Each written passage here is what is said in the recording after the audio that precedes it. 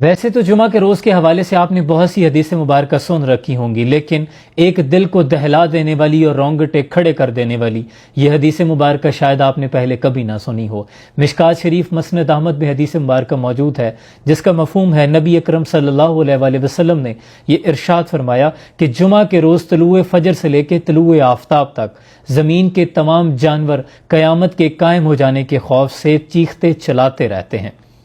جن و انس کے علاوہ دنیا کے تمام جانوروں کو بھی یہ علم ہے کہ قیامت جمعہ کے روز قائم ہوگی، اور وہ اس خوف میں مبتلا رہتے ہیں، چیختے ہیں کہ کہیں آج وہ جمعہ نہ ہو جس روز کے قیامت قائم ہوگی۔ انہوں نے بھی حضور کا یہ فرمان سنا ہے کہ حضرت آدم علیہ السلام کی تخلیق جمعہ کے روز ہوئی، اسی روز آپ کو زمین پہ اتارا گیا، اسی روز آپ کا وصال ہوا، اور اسی روز ہی قیامت قائم ہوگی۔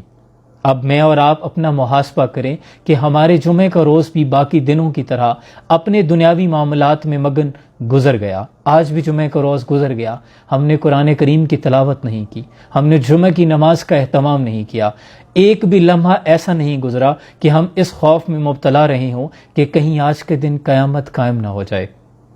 اپنے دلوں میں جمعہ کے روز کی اہمیت کو اجاگر کریں اور باقی لوگوں تک اس پیغام کو زیادہ سے زیادہ شیئر کریں۔ جزاکم اللہ خیر۔